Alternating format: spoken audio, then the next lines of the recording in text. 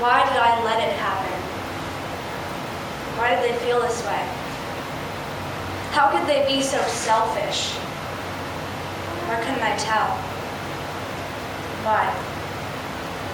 So many are left behind, questioning, angry, completely changed forever. Because of 40,000 people every year whose lives are snatched right out of their hands by suicide. For years, we have cast suicide into a pile of taboos. It is thought of as something that is unacceptable to talk about. Something that parents will not even consider because there is no way that my child would ever do such a thing. But it is a possibility, and I'm not trying to scare you, but it's out there. And if we don't recognize it, it will continue to ruin lives. What we need to do is take the time to understand suicide, to learn what is actually behind that action, to know ways to prevent those we may know from doing the same. And there are so many reasons why. We need to confront the problem and talk about it. We need to know what it is and when we see it. And we have to fully understand the concepts of mental illness and suicide.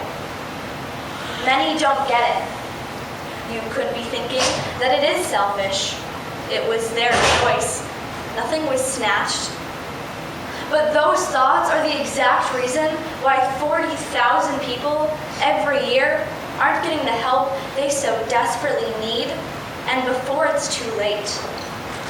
Nobody wants to talk about it. It becomes this big, ugly secret that's kept in the dark, that's considered selfish and crazy. The thought of suicide scares people. It seems dark, dirty, imperfect. Their son killed himself? That family must be messed up.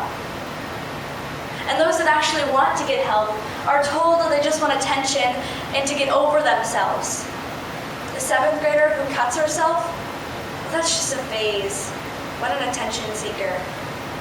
That's what we've been saying. But that is a cry for help, and an obvious one at that.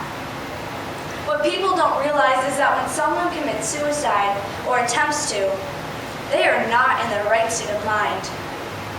90% of people who commit suicide tell someone first.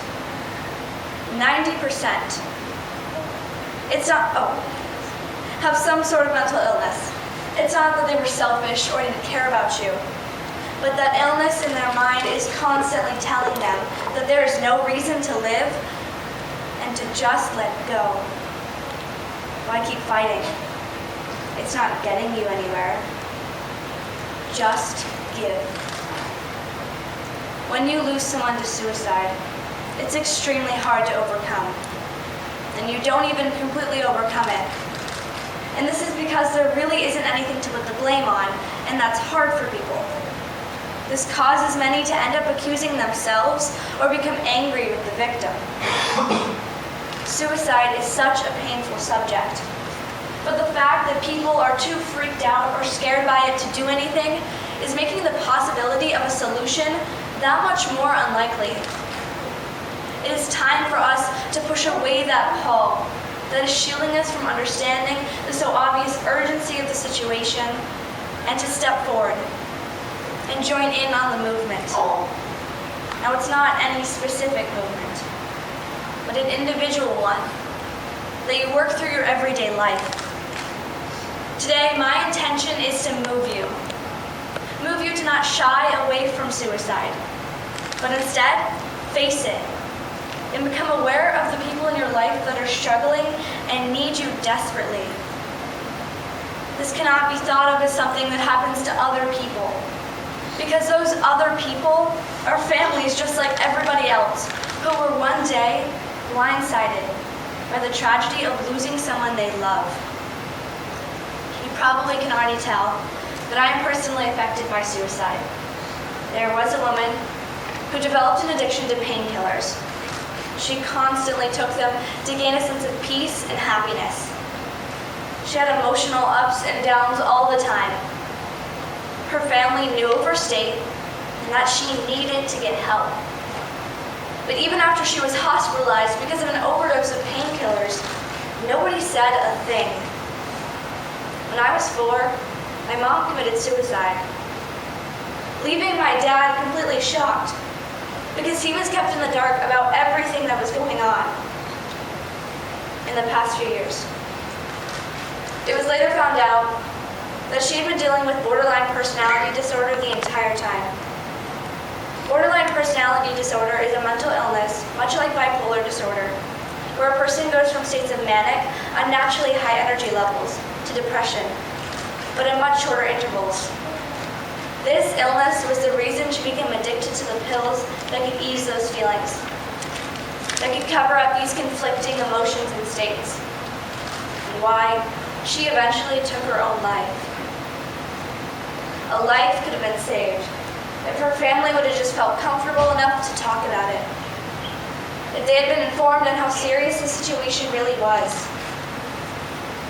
Losing my mom was and is extremely difficult to handle, especially when there are solutions out there. It just requires us to take some responsibility. It's a constant battle, feeling as if there was some sort of possibility of survival. That just maybe I wouldn't have to be standing here because I would be with her. But she's not here and never will be. That's why I need you all to help prevent thousands of other families from losing a piece of their puzzle. No one should have to lose someone to suicide, nor feel the unbearable pain that my mom did. 70% of people who commit suicide tell someone first. 70%. That's outrageous. To think that there are warning signs as clear as this. Can you even imagine the guilt of so many families? And it's not even their fault. That's why being aware is so important. There are warning signs out there. We just need to know them and notice it when we see it. I'm going to talk about a few warning signs, but I want you to know that I'm not here to list all the facts about suicide. So if you feel compelled to learn more, there are some great resources out there, such as afsp.org and save.org. The first warning sign is straight up telling someone.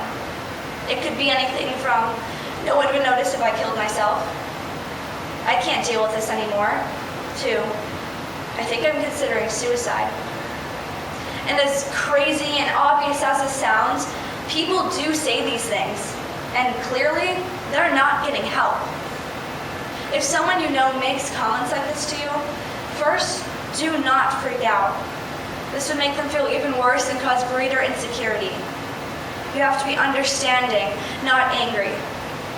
What you say is this: I can understand why you're feeling this way. It must be really difficult. Because this helps him or her to realize that people do care about them, and somebody does understand them. The next warning sign is withdrawing from interests and activities they used to love. Because if they're isolating themselves like this, then they're not feeling the same. So check up on them. Make them feel loved and cared for. And the final sign is irritability. Of course, all of us can get a bit irritable at times, but if you were seeing this behavior for months, then more than likely, something's a bit off. If you are seeing these signs in people you know, there are steps you can take to ensure that your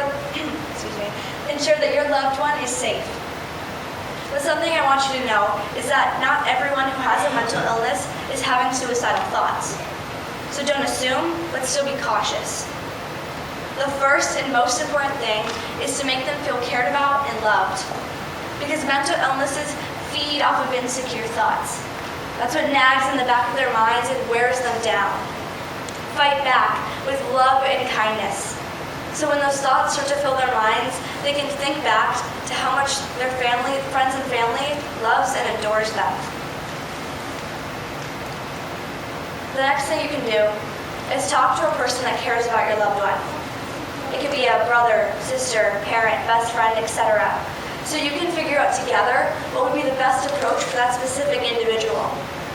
Also, it's okay to upfront ask them if they're considering suicide. It won't drive them to do it, but rather comfort them, because they realize that people are looking out for them. he actually wants you to notice that his problems go far beyond horrid amounts of homework. And she actually wants you to notice that her struggles are so much deeper than the fact that her boss is giving her a hard time. And finally, if they have multiple signs, then they probably have a mental illness, and it's important that they seek professional help. So get them a suicide hotline number, book them an appointment with a therapist, and if it's urgent, get them to a hospital. Maybe it is a false alarm. So what? At least you know they're safe. Don't take chances and don't assume. In 7th grade, I had a friend who attempted to kill herself. When I found out, I immediately sat down with her and asked her how she was doing. And surprisingly, she was actually okay. After she had attempted and lived, the amount of concern she was given led her to realize that people did love her, and she was cared about by others. We then had a heartfelt talk about my story and how much it hurt to lose my mom. And she told me about everything that she was dealing with. And for now, she was okay. Of course, she still was going to struggle, and that's where the professionals come in. But if friends and family had picked up on those signs ahead of time, she would have realized people did love her and not even attempted in the first place. Everything that happened after was great. But wouldn't it have been better if she had known all this beforehand and gotten the help she needed? She could have died and not even have known that she was loved and valued. We can put an end to suicide. We can prevent the suffering of thousands of families. We can ease the pain of those we see struggling. We can prevent the questions I opened with from ever crossing someone's mind. There is no reason that stories of local suicides should continue to appear in our media. It can happen. I know it can. We just need to open our eyes a little wider. Rush to the sides of humans who are losing all hope, losing all will, whose world always seems like a blur because their eyes are always filling with tears. Don't just sit back and think you will be unaffected. Make sure you're unaffected. Make sure you and anyone else leaves this world unscathed by the horrors of suicide. It will happen. I know it will. We just need to make sure of it. Thank you.